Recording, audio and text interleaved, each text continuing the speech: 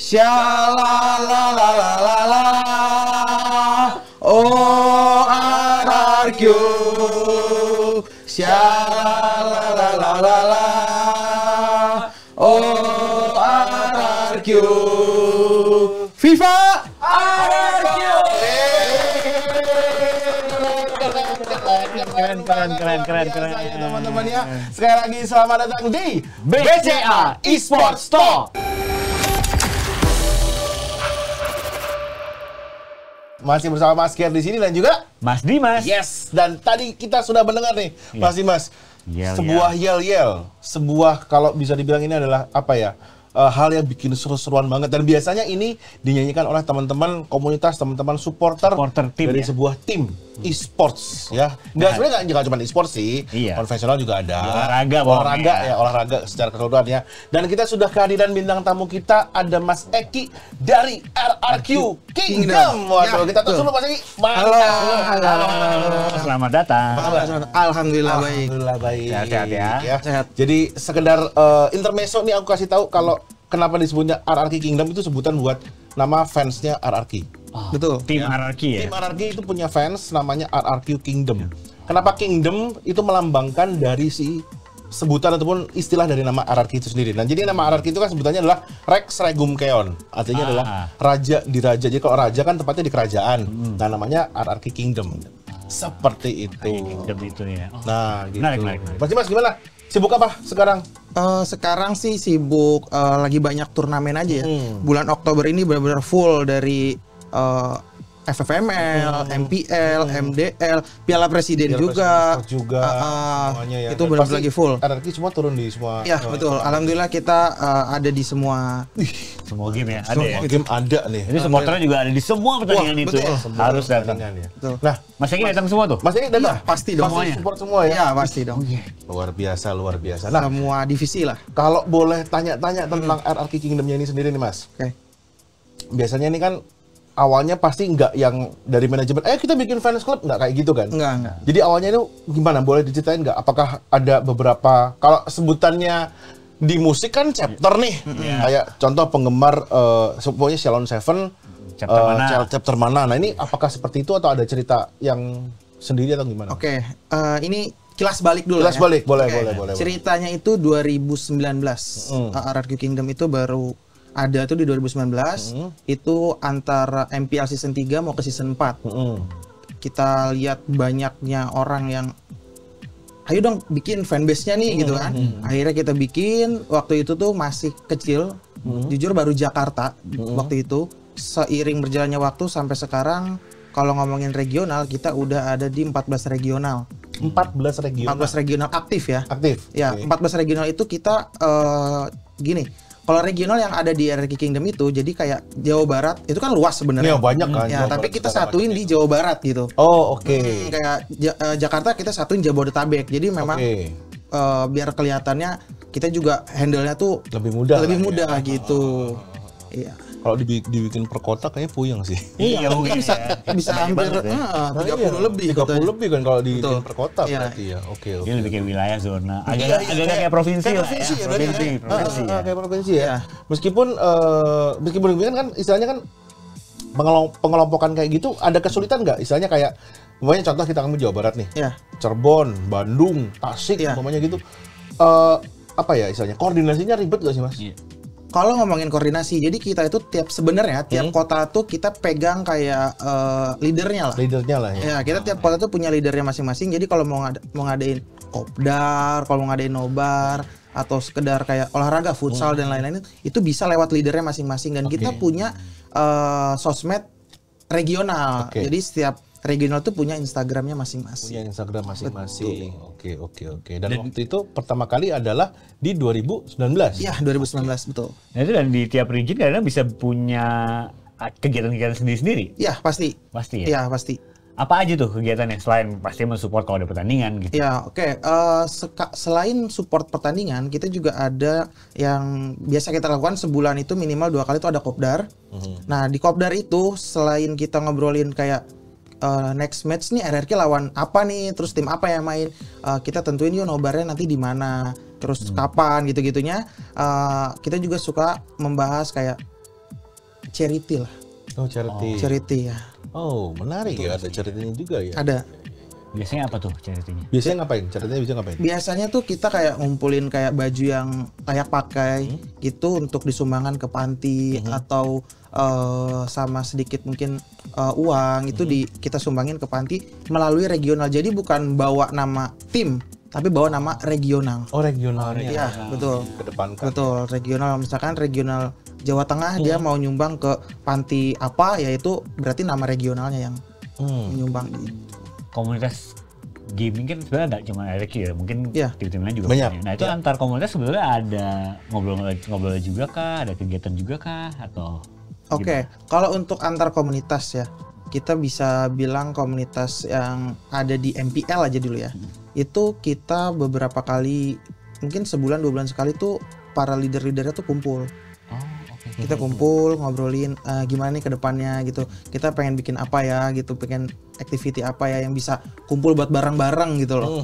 Itu kita selalu adain itu sebenarnya gitu. Nah, berarti emang Ada komunikasi lah ya, ada ada sinergi. komunikasi ya. Iya, iya. Dan pertanyaan berikutnya adalah sebetulnya mau ngarah ke sini nih sebetulnya. Pengen tahu sebetulnya menurut Mas tuh peran komunitas tuh seberapa penting sih untuk mengembangkan industri e-sport? Dari scene e-sportnya itu sendiri. Oke, dari scene e-sport ya. Kalau menurut aku untuk di scene e-sport ini sangat butuh sih supporter itu ya. Karena coba aja kita datang ke venue, nggak ada supporter. Itu benar-benar sepi dan ya kayak orang ngereng aja, cuman Ya, antar tim aja main aja gitu. Main aja Iya, gitu ya.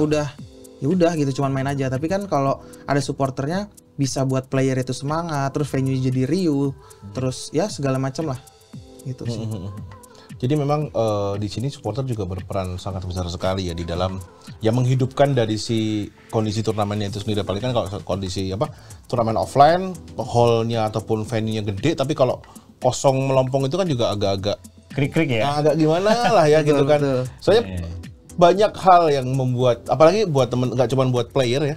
Biasanya itu kan kalau host caster itu kan suka ngebakar si venue itu dengan kayak, yo mana suaranya apa segala macam gitu kan. Meskipun di depan kamera kelihatannya oh ya ini oke. Tapi kita yang di situ begitu kita ngajak orang untuk teriak atau apa, tapi kalau nggak ada sambutan juga kayak ya Energinya udah mulai energinya udah langsung ngedrop lagi gitu. Nah, Mas, aku mau tanya nih, ini agak bukan sensitif tapi agak gimana ya? Jadi kan gini, di industri e-sport, industri kreatif, apalagi kita ngomongin e-sport kan nggak lepas dari gaming. Betul. Nah, biasanya ini kan masih ada stigma negatif gitu, Iya, terhadap orang-orang yang bermain game, betul. ya kan? Gak cuman buat playernya, tapi juga penikmatnya. Iya. Pasti kan masih dalam koridor itu kan suka dibilang ngapain sih lu main game buang waktu, buang uang apa, mending kerja, mending belajar apa segala macam. Nah, ada nggak sih peran dari komunitas ya, terutama peran dari supporter untuk ya meminimalisir lah stigma negatif itu di dalam si industri e-sport itu sendiri? Oke, kalau untuk meminimalisir, paling kita coba dengan cara gimana sih caranya kita juga bisa berprestasi gitu loh. Berprestasi di e-sport yang memang kita sukai, kan banyak game ya. Yeah. Ada game ABCD lah, pokoknya banyak banget. Gimana caranya si game yang kita mainin itu bisa jadi dalam tanda kutip prestasi gitu loh. Jadi ya memang harus diseimbangkan antara sekolah mungkin ya, biar orang tua juga apaan sih kok main game terus nggak sekolahnya jadi nggak, misalnya jadi terbengkalai dan lain-lain. Nah itu harus, menurut saya harus diseimbangkan, tapi tetap kalau memang pengen terlihat kayak kok pengen jadi apa sih, pengen jadi pro player, nanti bisa ngapain, bisa menghasilkan apa gitu. Tapi itu kalau memang diseriusin bisa jadi prestasi dan bisa jadi penghasilan juga gitu. Oke, jadi memang ditujukannya dengan prestasi ya Mas ya? Iya. Seperti itu. Nah, ini ada pertanyaan yang selalu jadi apa ya? Kayak jadi bayangan orang-orang gitu. Jadi kan gini, teman-teman kan mendukung ya? Iya, pasti. Mendukung satu tim gitu. Pernah nggak yang namanya komunitas atau supporter itu berharap timbal balik gitu loh dari timnya, kayak gue kan udah datang nih jauh-jauh dari sini, gue pengen foto dong sama si ini si itu pernah nggak kejadian kayak gitu di Kingdom? Banyak. Itu jujur banyak. Gimana? Boleh cerita nggak? Oke. Nah, boleh dong. Dari season berapa ya? Mungkin season 10 MPL kalau boleh ngomong itu banyak banget kingdom yang dari luar kota, luar pulau sengaja datang ke Jakarta ke MPL nge-DM IG Kingdom. Bang, aku pengen foto sama si A. Aku rela nih datang dari Bali, aku rela nih datang dari Kalimantan segala macam. Memang dia datang, satu pengen nonton, kedua pengen foto. Pengen player. foto sama pro player ini. Betul. Oke. Dan itu dari kalian, dari teman-teman Kingdom gimana tuh? Apakah ada cara-cara untuk, ya aku nggak tahu sih entah difasilitasi atau enggak, tapi gimana cara mengatasi hal-hal tersebut? Cara mengatasinya mungkin kita kalau season ini itu kita ajak playernya kan banyak banget ya Mas ya, yang mau ngajak foto tuh. Kita sekali foto tapi bareng-bareng. Oh, iya, foto grup jadi foto grup. Jadi kan semua masih merasakan ya, masih merasakan, cuman ya nggak satu-satu aja gitu. Foto grup jadinya. Jadi cari jalan tengahnya. Iya. Kayaknya susah ya, lama Iya, ya. Betul. Bisa ngantri sampai mengular panjang apa segala macam gitu kan kayak gitu. Karena aku inget banget waktu season 1 MPL itu RRQ bisa dibilang pada saat itu ya semuanya start dari tim, maksudnya nggak ada ya tim yang sudah menonjol duluan kan, ada RRQ, EVOS apa segala macam itu start from zero, bener-bener dari nol kan di Mobile Legends kan, karena itu adalah kompetisi pertama besar. Aku masih ingat itu ada pemain, ya mungkin teman-teman udah pasti tahu lah ya Lemon, itu yang ngantri mau foto sampai 2 lantai. Wow, Ngantri pengen foto, dia ditaruh di salah satu restoran gitu, yang ngantrinya itu kan ngantri satu line ya, itu sampai ke atas. Aku ingat banget. Kayak ini ya, jumpa fans artis. Iya, jumpa fans Dan itu season 1, bayangin. Orang belum tahu kiprahnya seperti apa, belum banyak yang tahu, tapi udah sebegitunya. Bayangkan sekarang. Iya, udah. Mau season kan 12 ya? 12 sekarang 12 mau ini, dan aduh, itu bener-bener yang gede banget gitu loh animonya. Nah, ini menyambung ke pertanyaan saya setelahnya nih. Jadi gini, waktu Mas sendiri, waktu Mas Eki sendiri ngefans sama RRQ, itu karena playernya atau karena memang timnya ini kompak, bagus, mainnya oke apa segala macam, atau malah berangkat dari tim RRQ waktu zaman dulu Dota 2 gitu, Dota 1 atau gimana? Kalau dari aku berangkat dari tim PB-nya. PB, menarik nih, belum jarang banget nih. Nggak pernah jarang nih. nih. Saya baru tahu ada orang ngefans RRQ dari tim PB. Kenapa tuh, Mas? Karena dulu zaman SD itu ya game ya yang dimainin PB. Betul. Iya. Jadi dari tim ya, Dari tim. Betul, dari bukan tim. pemainnya nih. Jadi siapapun yang main tetap support. Karena memang pada saat itu Point Blank juga ya termasuk yang populer sekali Iya, sekarang ya. zaman itu. Ya. Nah, saya mau nanya tuh, tadi sempat ngobrol sedikit tentang stigma negatif dan sebagainya. Nah, game-game itu kan juga kadang-kadang ada yang orang bilang agak toksik lah, Iya. sebagainya. Sebenarnya aku pengen tahu peran komunitas apa nih? Gimana komunitas bisa membantu menekan itu, mengcounter toxicity itu gitu. supaya jadi positif gitu. Oke. Kalau untuk menekan ya, kalau dari kita dari RRQ-nya sendiri, setiap koor itu kita memang selalu bilang kalau mau ngadain kopdar, kalau mau ngadain futsal lah, entah apapun itu, acara apapun itu yang ada maksudnya bersinggungan dalam tanda kutip ada fans lain di dalamnya, kita selalu bilang di awal sebelum ketemu itu selalu kita kayak briefing dulu lah. Ini nanti bakal ada fans A, B, C, D, kita nggak boleh toksik ya, kita nggak boleh kayak ada gestur-gestur yang memancing lah ya. Ya itu kalau di RRQ selalu seperti itu, dan kita langsung yang memang turun ke leadernya regional untuk selalu ngingetin itulah. Jadi harus selalu sportif ya. Betul, selalu sportif. Dengan kompetitor gitu ya, karena meskipun pas bertanding kompetitor, cuma kan setelah pertandingan tetap bisa berteman dan mendukung satu industri yang sama gitu. Iya. Jadi memang kalian sudah melindungi diri dulu, membentengi diri dari hal-hal yang memang akan ada sesuatu yang tidak diinginkan keluar. Jadi kayak udah dibilangin ke internalnya dulu, baru nanti ketika mereka datang, entah itu dalam kondisi entah itu futsal lah, entah itu nongkrong makan-makan apa segala macam, udah ada kayak ya udah kita di sini kumpul sebagai teman aja, bukan sebagai kubu A, kubu B, kubu C, kubu D. Jadi itu hal yang sama juga dilakukan pada saat misalnya mau pergi ke pihak presiden gitu. Itu kan pasti ketemu fans lain dong.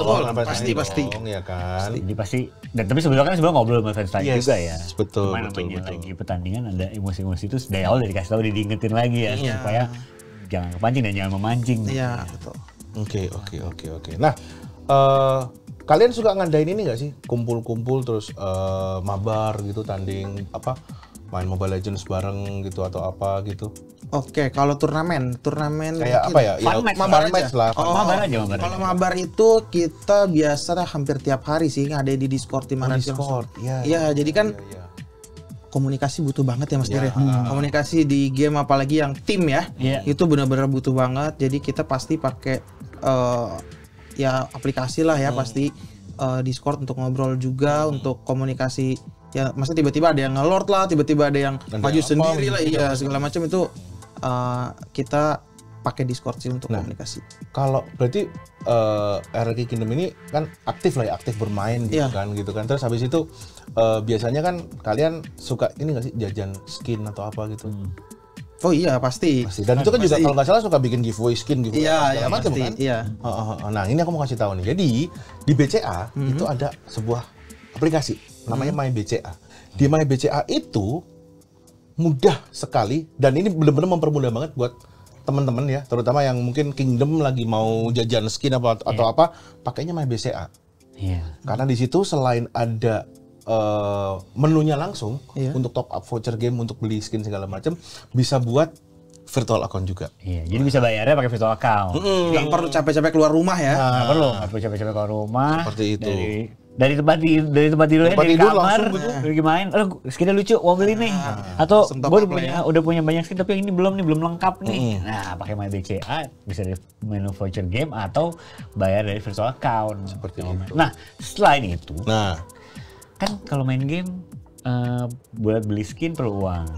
Kan uang itu kan kita kalau kerja dapat uang dan sebagainya perlu ditabung, perlu diinvestasikan. Nah, di MyBCA bisa investasi juga. Bisa buka deposito, bisa beli reksadana, bisa beli obligasi.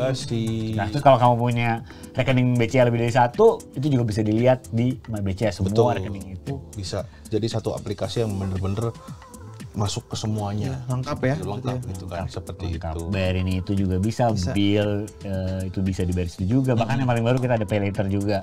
Wah itu semuanya bisa di MyBCA. Semuanya bisa di MyBCA. Nah ini menyambung ke pertanyaan berikutnya nih. Kalian kan mabar, kumpul-kumpul apa segala macam. Ada batasan nggak kayak kita nongkrongnya cowok-cowok dulu deh, yang cewek ntar dulu atau gimana? Atau semuanya boleh ikut? Kalau kita gitu. Semuanya boleh ikut, malah kita tuh selalu yang prioritin orang-orang baru yang mau gabung. Misalnya kita ada kopdar bangkunya terbatas nih misalnya ya, bangkunya terbatas. Kita prioritin orang-orang yang baru mau gabung ke RRQ Kingdom untuk duduk di depan. Itu cara kita memberi merangkul ya. Kasih ruang mereka dan ayo kalau mau masuk ya ayo gitu loh. Ini tempat kalian juga. Wah, menarik sekali ya. Terus di RRQ juga ada Kingdom perempuan nggak? Ada, namanya Queendom. Namanya Queendom. Queendom. Ada Kingdom dan Queendom. Ini penting nih. Kenapa sih kalau aku tadi bahas ke arah ladies? Karena gini, BCA ini juga support buat, kan BCA kan support turnamen. Semuanya disupport. Nah, termasuk ada turnamen-turnamen ladies yang barusan dilaksanakan kemarin-kemarin ya. Ada Unipin Ladies Series, ada MLBB Women Invitational, dan yang lagi jalan adalah Piala Presiden Esports. Ladies itu bahkan yang Piala Presiden Esports itu emang kita ngobrol sama Kincir gitu ya, boleh nggak nih dibikinin satu khusus untuk ladies nih, kita mau support itu. Jadi emang kita lihat perkembangan gaming industri itu makin gede, dan tahun ini katanya juga tentang gamers perempuan juga makin besar, pertandingan makin banyak, jadi kita ngerasa juga perlu untuk disupport juga tuh.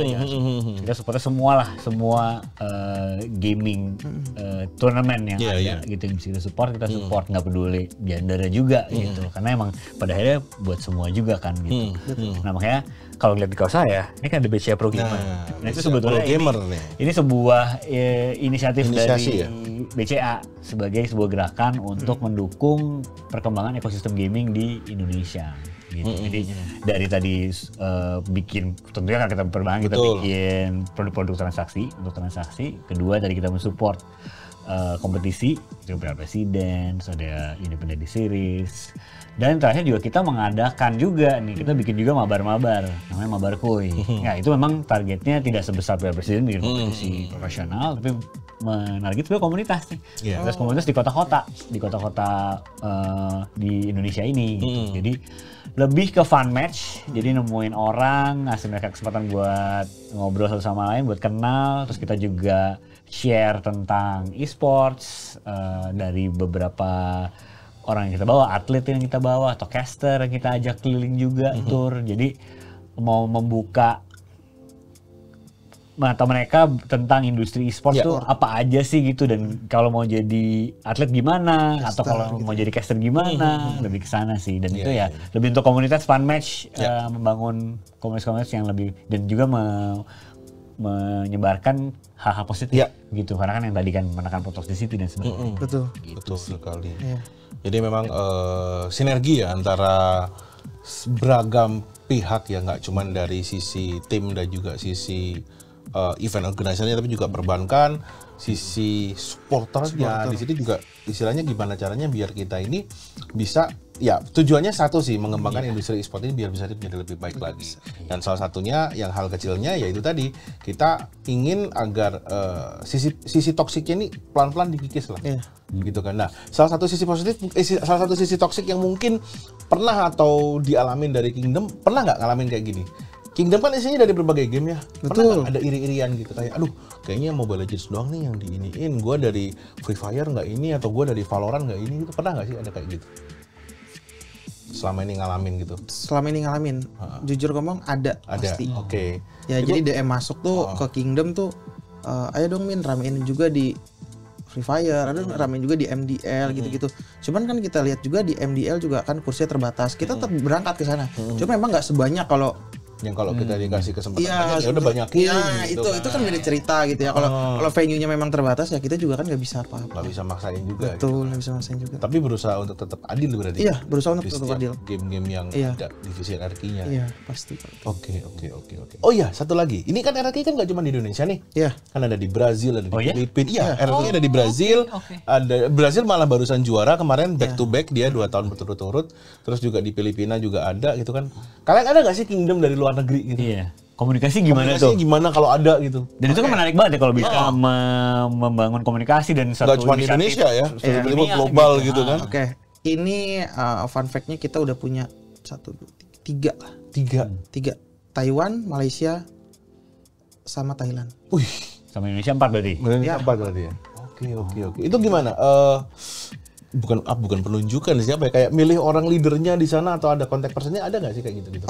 Kalau ini basically ya, mereka tuh memang orang Indo yang memang kerja atau kuliah di sana.